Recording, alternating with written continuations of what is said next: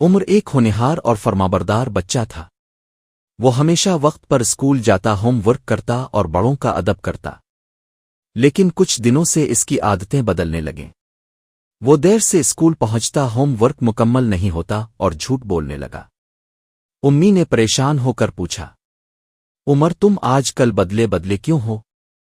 عمر نے ٹالنے کی کوشش کی لیکن دل میں شرمندگی ضرور تھی۔ اصل میں عمر اسکول میں علی نامی لڑکے کے ساتھ وقت گزارنے لگا تھا جو کلاس کا شرارتی اور نافرمان بچہ تھا۔ وہ استادوں سے بدتمیزی کرتا، سبق نہ پڑھتا اور دوسروں کو بھی بہکاتا۔ ایک دن علی نے عمر کو اسکول سے چھپ کر باہر جانے کو کہا۔ عمر نے ہچکچاتے ہوئے ہاں کر دی۔ وہ دونوں اسکول سے چائے کر پارک چلے گئے، لیکن اسی وقت استاد نے ان کی غیر موجودگی نوٹ کر لی۔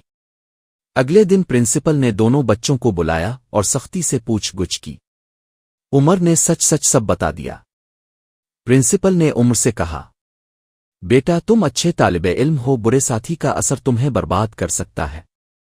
عمر شرمندہ ہوا، اس نے اپنے والدین سے معافی مانگی اور علی سے دوستی ختم کر دی۔ وہ دوبارہ محنت کرنے لگا اور استادوں کی نظروں میں دوبارہ عزت حاصل کی۔